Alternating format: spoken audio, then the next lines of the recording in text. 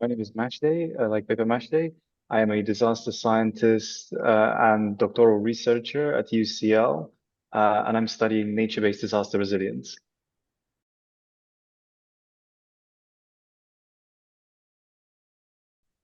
So my latest research focused on children and their perceptions of risk and what they would essentially do and pack in an emergency flood evacuation kit if there was a flooding event. Yeah, the research looked at whether children can actually identify useful items for evacuation and generally just see what their understanding is in terms of what they would put in the kit. And would you like me to tell you the findings now or Yeah, yeah, please. go Yeah, for it? just Yeah. give us Okay. some. Yeah, so the findings essentially show us that actually the kind of the main items we would expect inside a flood evacuation kit, the children did identify. So things like food, water, medicine, and that sounds like, for an adult quite basic, but actually, if you think about it, these are 7-year-old children, and they are already kind of consciously thinking, okay, this is quite useful. And besides that, they also kind of identify comfort items, and there's a lot of literature that talks about what happens in traumatic events, what do we need to kind of stay sane and maintain comfort, and there are items that that children identified that actually are really kind of a big part of that. So it just shows essentially that children do understand, they have a level of understanding, and there is a kind of a pathway to engaging them in disaster preparedness conversations, which isn't happening right now.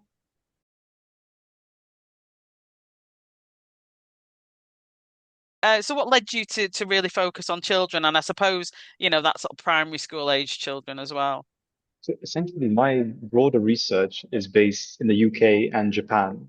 And in the Japanese context, in Asian contexts, there is a huge involvement of children in preparedness education and preparedness efforts. So there's actually a formalized a system in the curriculum that actually educates children in Japan, in the Philippines, etc.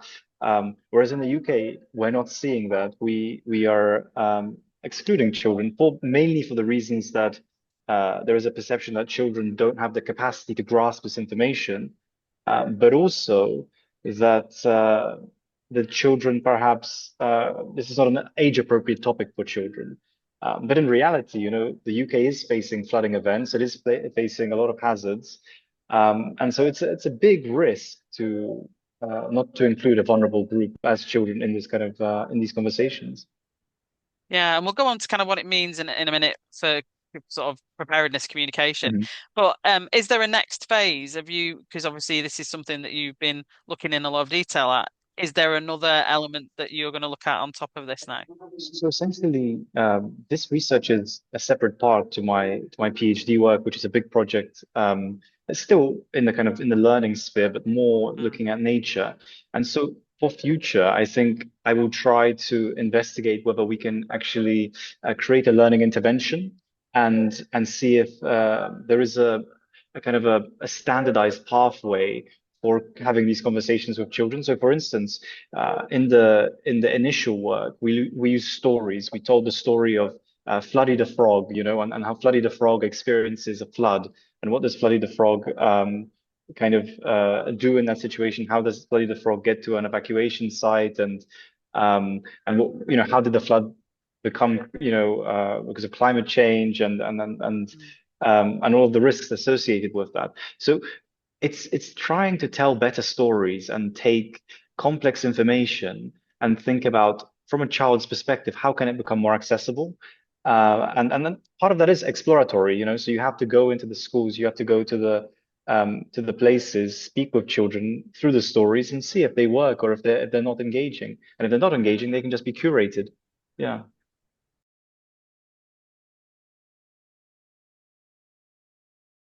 Yes, I think three things. There are three pathways that kind of can be drawn from this. So number one is in terms of research, we need to be researching children in disaster preparedness education more and how education can be tailored and how stories can become a bigger part in research.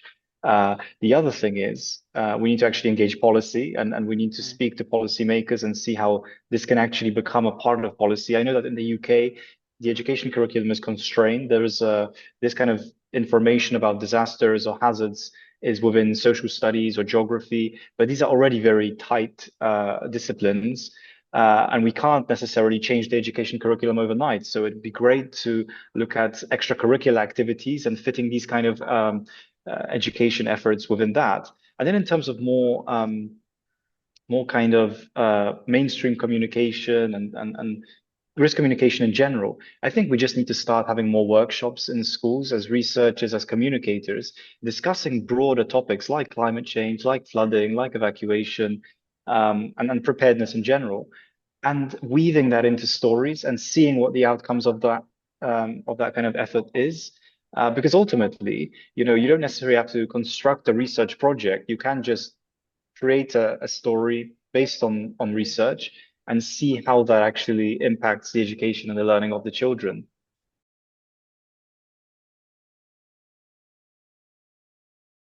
I think the most important thing, or the two most important things are you should take the main kind of scientific ideas that your work focuses on and see how you can weave them into a story that is appropriate for children. And it's great because it's a this kind of thing is mutually beneficial. You benefit by learning as an adult how to simplify complex ideas so that they're more accessible, and children benefit by actually learning and deepening their understanding, because ultimately children are vulnerable in these emergencies, in flooding.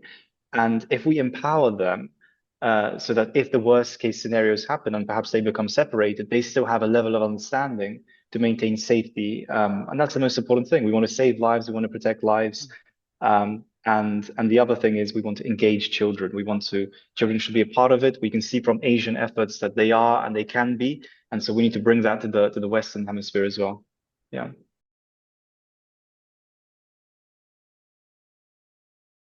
No, it emphasizes just, I think people should be open. Whoever is kind of working in risk communication should be open to going into schools, approaching schools and trying to start a dialogue about risk communication and all of the risks that we face, and create stories, be open to creating stories as Mm. part of science. Yeah. Do you find this is a kind of a different sort of issue, but do you find in areas where flooding is more prevalent that there's a greater willingness, or did it not cover that? I'm just thinking if places where it's not, we don't get Yeah. floods here, we don't necessarily happen that the children behave differently. I think that the school that this research was based in, relative to many other areas, this school is not as at such a high risk, relative to Mm, others. So I don't think proximity is the main factor. I think there are so many different things: social inequalities, mm, the actual governance structure, how education in general is implemented in a country and in a region. Mm, so I think in general we should just kind of be conscious that actually the world is not as safe, and that's quite a scary thing to say. And I think a lot of people might find that um, disconcerting. But actually, the reality is that we can make it safer, and children should be a big part of that effort.